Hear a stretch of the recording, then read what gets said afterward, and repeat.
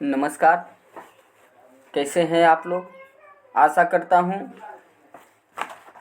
कि ठीक ही होंगे। तो आइए आज हम आप लोगों को सीटेट का 2011 का प्रीवियस ईयर कराने जा रहा हूँ, बाल विकास एवं शिक्षा शास्त्र का।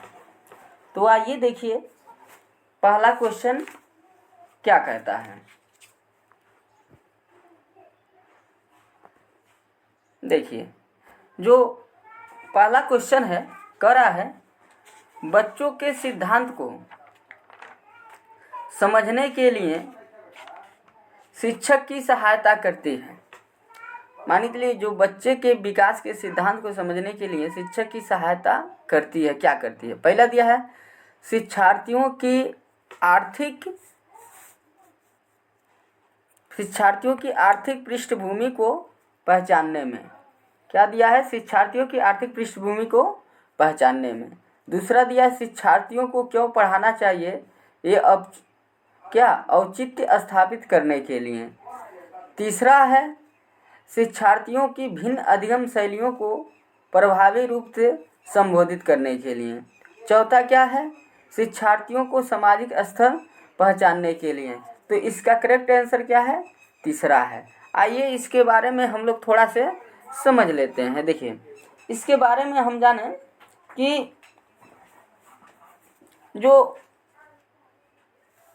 शिक्षा के विकास के सिद्धांतों को समझने के लिए शिक्षक को विद्यार्थियों के भिन्न भिन्न अधिगम शैलियों को प्रभावित रूप से संबोधित करने के लिए मनोवैज्ञानिक की आवश्यकता होती है। मनोविज्ञान का यानी कि मनोविज्ञान का अध्ययन करते हैं। तो मनोविज्ञान में यह बताया गया है कि विकास करने के लिए वह अलग अलग विभिन्न पहलुओं की जानकारी मिलती है। तो यानी कि मान के चलिए कोई भी विकास करना है तो शिक्षार्थियों के भिन्न भिन्न अधिगम शैलियों को प्रभावी रूप से संबोधित करना आवश्यक है। तो इसलिए मेरा तीसरा ऑप्शन क्या हो जाएगा? सही हो जाएगा। आशा करता हूँ कि आप लोगों को समझ में आ गया होगा। अब आइए देखते हैं अगला क्वेश्चन। अगला क्वेश्चन क्या है? जो अगला क्वेश्चन है, अगला क्वेश्चन दिया है कि पुरुष स्त्रियों से ज़्यादा बुद्धिमान होते हैं, यह कथन क्या है? सही हो सकता है। दूसरा क्या है? ये लैंगिक पूर्वाग्रह को प्रदर्शित करता है। तीसरा क्या है? बुद्धि के भिन्न भिन्न पक्षों के लिए सही है। और चौथा क्या है? ये सब सही है। तो आइए हम देखते हैं कि इसका जो करेक्ट आंसर है वह दूसरा हो जाएगा। क्या हो जाएगा? दूसरा हो जाएगा। लैंगिक पूर्वाग्रह को प्रदर्शित करता है। तो आइए हम जानते हैं लैंगिक पूर्वाग्रह होता क्या है। सबसे पहले हम जानें कि जो लैंगिक पूर्वाग्रह होता है वह क्या होता है? पक्षताप करता है। यानी कि दो लोगों में क्या करता है कि तुलना करता है और तुलना करके एक को बढ़ावा देता है और एक को क्या करता है? पीछे ले जाता है। इसी को हम क्या कहते हैं? लैंगिक पूर्वाग्रह कहते हैं। जैसे मान के चलिए बहुत लोगों का मानना है कि जो लड़कियां होती हैं, लड़कियां लड़कों की अपेक्षा लड़के की अपेक्षा कमज़ोर होती हैं। गणित में मान के चलिए, गणित में क्या होती हैं? कमज़ोर होती हैं। ये कहाँ तक सही है? ये बताइए सही है कि नहीं सही है? देखिए ये भी क्या कर रहा है? लैंगिक पूर्वाग्रह को क्या कर रहा है? प्रदर्शित करता है। लैंगिक पूर्वाग्रह किसे कहते हैं? इसको जानते हैं कि लैंगिक जो पूर्वाग्रह होता है वह दो लोगों में तुलना करता है और एक को क्या करता है? बढ़ावा देता है और एक को पीछे ले जाता है। इसी को लैंगिक पूर्वाग्रह कहते हैं। अब आइए अगला क्वेश्चन देखते हैं। अगला क्वेश्चन है, कह रहा है कि इरफान खिलौनों को तोड़ता है और उसके पुर्जों को देखने के लिए अलग अलग करता है। आप क्या करेंगे? बताइए। यानी कहने का मतलब ये है कि कोई इरफान नाम का लड़का है जो खिलौनों को पहले क्या कर देता है, तोड़ देता है। उसके बाद उसके जो पुर्जे होते हैं, अलग अलग पार्ट होते हैं, उसको देखने के लिए अलग अलग करता है। आप क्या करेंगे, ये बताइए। उस पर हमेशा नज़र रखेंगे। क्या करेंगे, पहला दिया है उस पर हमेशा नज़र रखेंगे, या उसके जिज्ञासु स्वभाव को प्रोत्साहित करेंगे और उसके ऊर्जा को सही दिशा में संचालित करेंगे, या उसे डांटेंगे, या उसे खिलौना कभी नहीं देंगे। तो आइए देखिए, इस पे थोड़ा सा हम लोग नज़र रखें। मान के चलिए यदि कोई लड़का है, यदि खिलौना तोड़ता है और उसके अलग अलग पुर्जों को देखता है, यानी कि वह खिलौने के पुर्जों के बारे में जानना चाहता है। क्या करता है, वह खिलौनों को पुर्जा के बारे में जानना चाहता है, यानी कि जानने के लिए वो क्या है, जिज्ञासु है। तो हम क्या करेंगे, उसके स्वभाव को प्रोत्साहित करेंगे और उसके ऊर्जा को सही दिशा में संचालित करेंगे। यानी कि देखिए, उसका जो ऊर्जा है, जो सोच रहा है, उसको सही दिशा में ले जाएं और क्या करें कि उसको स्वभाव को प्रोत्साहित करें, ना कि डांटें। कई लोग क्या करते हैं गांव में, मान के चलिए कि बच्चा कोई खिलौना तोड़ दिया, उसको देख रहे तो उसको डांटते हैं। ऐसा नहीं करना चाहिए। वो देखिए कि उसमें छोटे जो बच्चे होते हैं वह छोटे वैज्ञानिक होते हैं। तो देखिए उसमें वो क्या ढूंढ रहा है, क्या देख रहा है, उसके बाद उसको क्या है, सही दिशा दिखाइए। तो इसलिए मेरा जो ऑप्शन हो जाएगा दूसरा, क्या हो जाएगा, दूसरा सही हो जाएगा।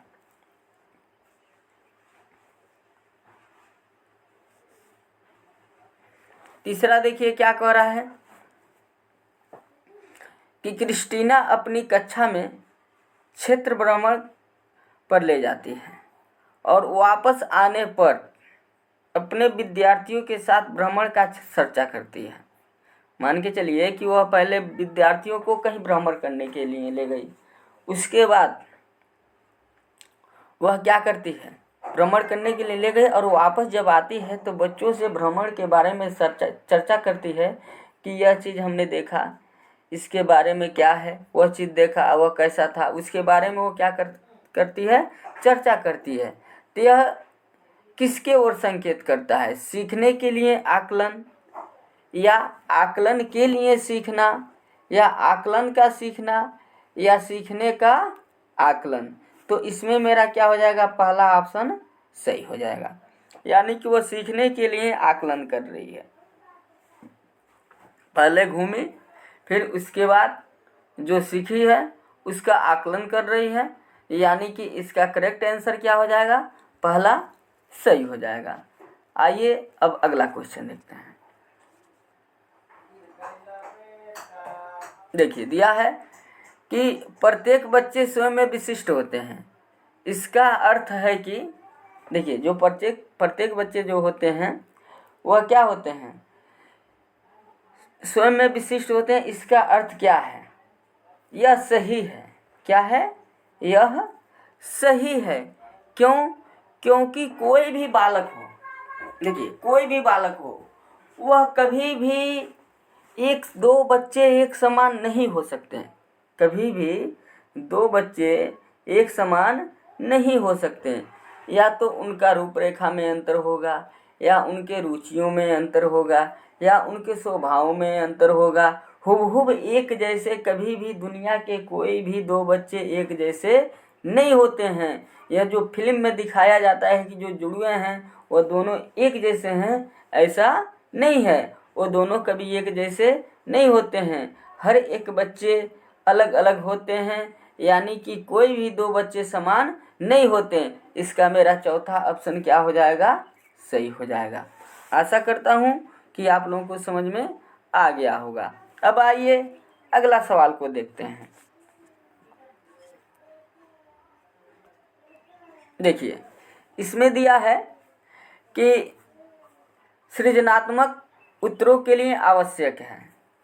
क्या है, सृजनात्मक उत्तरों के लिए आवश्यक है विषय वस्तु आधारित प्रश्न। सबसे पहले इसको हम थोड़ा सा डिस्कस कर लें। विषय वस्तु आधारित प्रश्न, मान के चलिए कि हम विज्ञान पढ़ा रहे हैं। क्या पढ़ा रहे हैं, विज्ञान पढ़ा रहे हैं।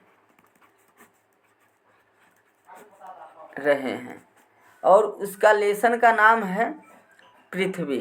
क्या नाम है? पृथ्वी।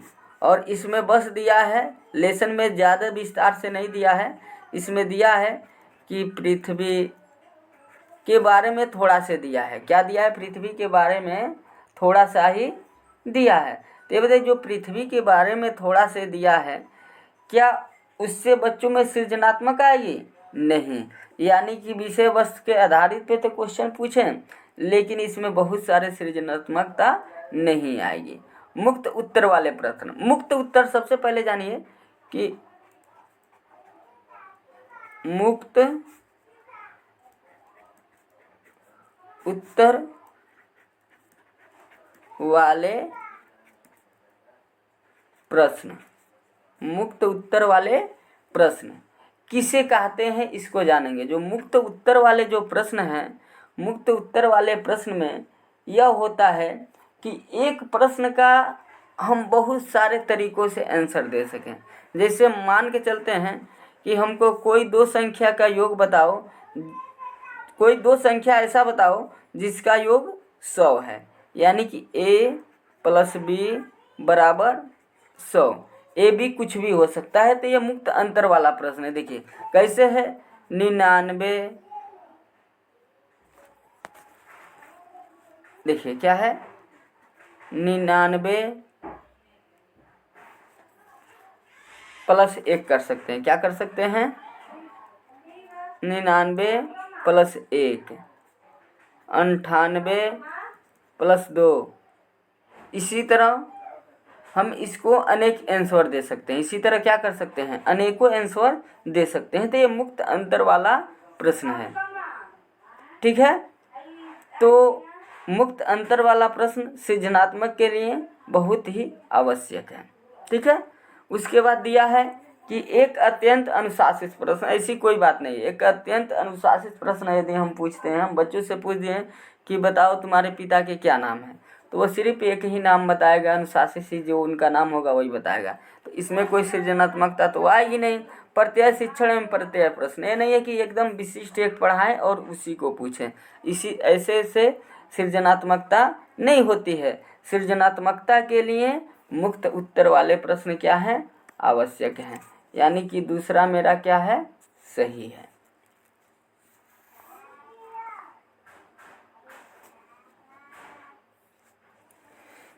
अब देखिए, विद्यार्थियों को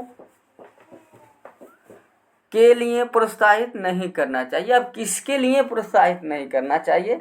4 ऑप्शन दिया है, चारों ऑप्शन को हम देखते हैं। देखिए पहला जो है, समूह कार्य में दूसरे बच्चों के साथ सक्रिय रूप से अंतःक्रिया करना, एकदम बिल्कुल करना चाहिए। एक समूह है तो एक साथ भाई अंतःक्रिया नहीं करेंगे तो आप समूह का कार्य कैसे कर पाएंगे? तो यानी कि ये तो मेरा सही है, लेकिन इसमें कह रहा है कि नहीं करना चाहिए। दूसरा क्या है? अधिक से अधिक पाठ्य सहगामी क्रियाओं में हिस्सा लेना, ये भी लेना भी चाहिए। मान के चलिए कोई बालक एकदम विशिष्ट पढ़ने में बहुत तेज है, लेकिन अन्य किसी भी क्षेत्र में वो हिस्सा नहीं लेता है, तो उसको हम सृजनात्मकता बालक नहीं कह सकते हैं। सृजनात्मक बालक नहीं कह सकते हैं। सृजनात्मक बालक का मतलब यह है कि वो हर एक क्षेत्र में कुछ न कुछ जाने, हर एक क्षेत्र में नहीं तो कम से कम अधिक से अधिक क्षेत्र में वो कुछ न कुछ जाने। उसके बाद क्या कर रहा है? तीसरा नंबर, शिक्षक जो प्रश्न पूछते हैं सभी को याद करना। देखिए यही तो गलत है। जो सीटेट है जहाँ पे याद करना, रटना, ये सब आ जाए, ये सब निगेटिव है। क्या है? निगेटिव है। यानी कि मेरा तीसरा ऑप्शन ही क्या हो जाएगा? सही हो जाएगा। यानी कि तीसरा ऑप्शन ही क्या हो जाएगा? सही हो जाएगा। कक्षा के अंदर और बाहर अधिक से अधिक प्रश्न पूछना, भाई अधिक से अधिक प्रश्न पूछना ये तो सही बात है, लेकिन याद करना जहाँ पर भी आ जाता है तो यह क्या समझिए कि एकदम यह गलत है। देखिए कुछ निगेटिव वर्ड है, इसे हम बता देते हैं। जैसे आ गया याद करना, रटना, ये याद करना, रटना, ये सब क्या है? ये सब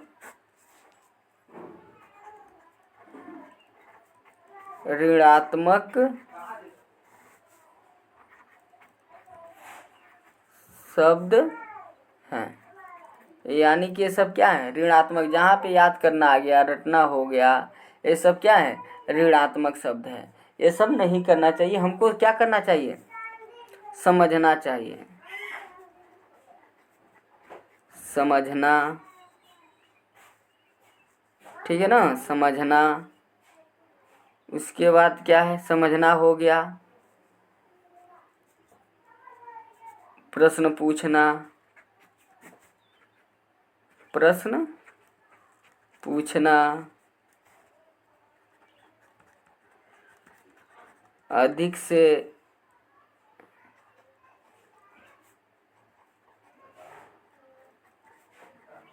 अधिक क्रिया करना, ये सब क्या है, अधिक से अधिक क्रिया करना, ये सब क्या है, ये धनात्मक है। क्या है, धनात्मक कार्य है। यानी कि जहाँ पे याद करना रटना आ गया, ये सब ऋणात्मक है। ये सही तरीका नहीं है। देखिए सीबीएसई बच्चे वाले ज़्यादा क्या करते हैं, याद करते हैं, रटते हैं, रटंत विद्या घटंत विद्या। तो हमको याद ज़्यादातर नहीं करना है, हमको समझना है, प्रश्न पूछना है, अधिक से अधिक क्रिया करना है। ये सब धनात्मक हैं। लेकिन जहाँ पे याद करना आ गया वो निगेटिव वर्ड है, ये जान लीजिए। अब अगला क्वेश्चन क्या कह रहा है, निम्न में से कौन सा रचनात्मक आकलन के लिए उचित उपकरण नहीं है। देखिए उचित उपकरण कह रहा है, नहीं है। मौखिक प्रश्न बिल्कुल है। क्या है, मौखिक प्रश्न।